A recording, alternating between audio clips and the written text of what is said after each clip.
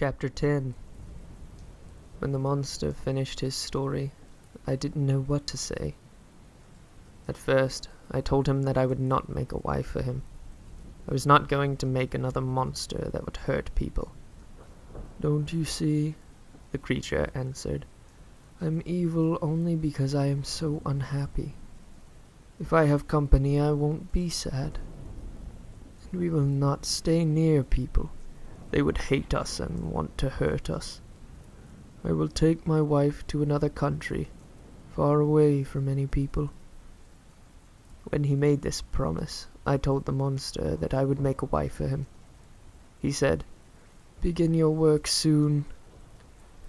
I will be there when it is time for her to meet me." I returned home. I spoke to no one about my meeting with the creature. How could I? I knew now that I had to make another monster. If I didn't, the creature would destroy everyone who was close to me. I began to look over the notebook that the monster had returned to me. I found that I couldn't make another creature without many months of study, but my heart wasn't in it at all. I put off starting the work for weeks. Then I read about some new discoveries in England.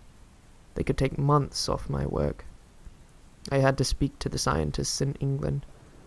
I told my father that I wanted to go to England for a while. Of course, I didn't tell him why. To my surprise, my father thought the trip was a great idea. He had been worried about how quiet and sad I had been. He felt that travel would do me good. He thought that my friend Henry should go along with me.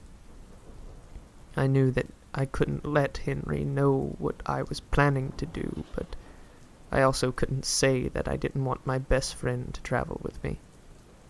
Once in England, I went to Oxford University. I spoke with the best scientists. I took notes. The scientists in England saved me months, maybe years of work. But I needed a secret place to work.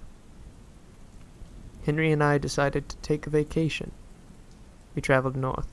The countryside was beautiful. We saw wonderful places, but something kept bothering me. I knew that my vacation would be over soon. I knew that I would have to find a place where I could work in secret.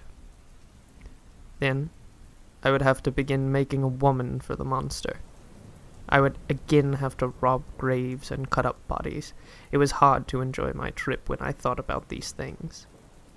I also had the feeling that I was being watched. When I looked out on a beautiful lake or field, I would catch something out of the corner of my eye. Was it a person? Or was it the monster following me? I couldn't shake off this feeling. Finally, I found the place I was looking for. It was an island near Scotland. Hardly anyone lived there anymore, but there were 3 huts that I could use. They were perfect for me. I began my work. Henry did not live on the island with me. He decided to travel to Scotland and Ireland. We agreed to meet in a few months. I knew that Henry must not find out what terrible things I was doing on the island.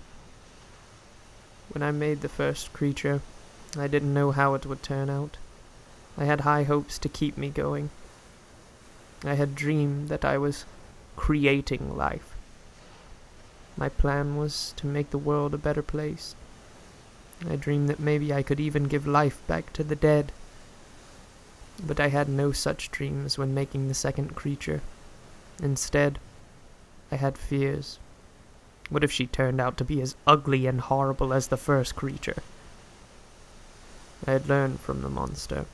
Because he was ugly, the world had turned against him, had made him a killer. Would the same thing happen to a woman I created? But I had other fears too.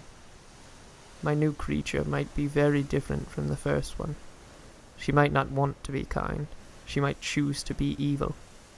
The monster had promised that he would take his wife away from the people. Maybe she would not agree to go. And there was no way to know how she would feel about the monster. She might hate him as everyone else did. Then there would be 2 angry monsters loose in the world. But what if the creatures go away together? What if they had children? What terrible things would their children be? I would have created an entire race of monsters. One day, I looked down at the large body on the table. The woman was almost finished. I looked up. There, at the window, was the monster. He had followed me. He was watching me as I worked. He had a horrible smile on his face. He was waiting for his wife. Suddenly, the whole thing made me sick. I couldn't go through with my plans.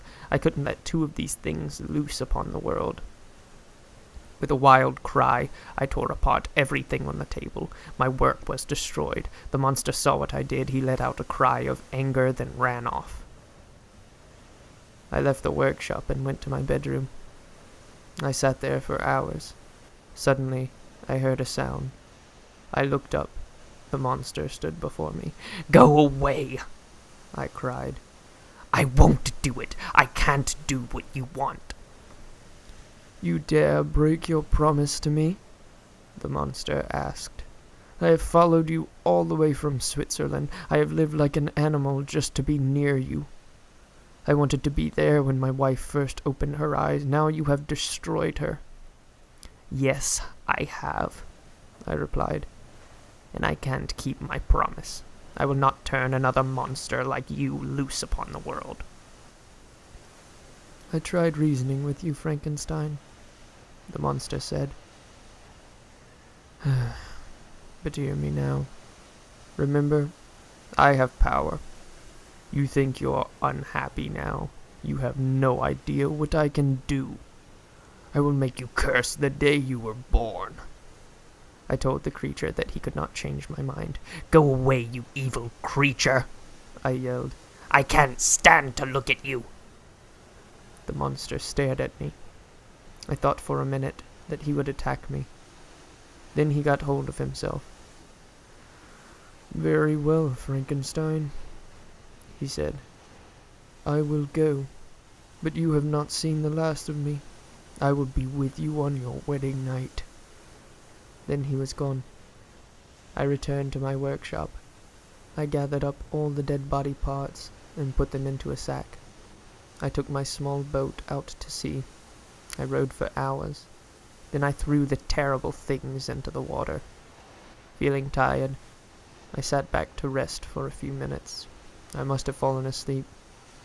When I woke, a storm had come up. I couldn't see land. I had no way of knowing where I was. I don't know how I did it, but I kept the boat from going under. When the sun came up the next morning, I saw land. I made it to shore. As soon as I landed, a man came up to me. "You will come with me right away," he said. "I am taking you to a judge, and then to jail." "What's this all about?" I asked. "I don't know where I am. I never knew that Englishmen were so rude." "I don't know about Englishmen," the man said. "This is Ireland, and we aren't kind to murderers." My mind was spinning. What could this be about? "I have done no wrong," I told the man. "I was lost in a storm off Scotland all night." "You can tell that to the judge," the man said. Chapter 11. I was taken to the judge's office. 3 men there told the judge what they had seen. They were out fishing the night of the storm. They found they couldn't make it back to town. They had to tie up their boat about 2 miles up the coast. There, they found the body of a man. He was a good-looking man who was about 25 years old. At first, they thought he had drowned, but his clothes weren't wet. They took him to a nearby cottage. In the light, they saw that he had been murdered. The marks of a murderer's fingers were still on his neck. The first part of their story didn't interest me, but then I heard the part about finger marks on the neck. I thought about poor William. Then, the man talked about how I came to be in their town. They said that I couldn't have come from Scotland in such a storm. I must have been in this town all along. They believed that the storm had stopped me from getting away. They thought I had killed the young man they found. The judge listened to all this without saying a word. Then he said, "Let us show the body to this stranger." I went along gladly. I knew I had done no wrong. I guess they thought that a murderer would tell the truth when faced with a crime. I followed them into a room next to the judge's office. Then I saw the body. It was Henry. The monster had killed my best friend. The room around me went black as I passed out and fell to the floor. I can't remember much about the next 3 months. I knew that there were kind hands that cared for me. I saw faces above my bed. Some were angry, others were kind. I saw that I was in a jail cell. After a while, I began to come back to the real world again. Think of my joy when one day my father came to visit me. It didn't take long for him to set things right. A trial was held, and I was not found guilty. Because I was still sick, my father took me to Paris. Doctors there couldn't help me. We stayed in Paris for a long time. Then, one day, I got a letter from Elizabeth. She thought I didn't love her anymore. She still loved me, but she told me in her letter that if I no longer wanted to get married, it was all right. How could I tell her of my love? The only reason we were not married was that the monster had said, "I shall be with you on your wedding night." But it had been some time since I had seen the monster. Maybe he was dead. Surely, any man with a gun who saw the ugly creature would try to kill him. I wrote to Elizabeth.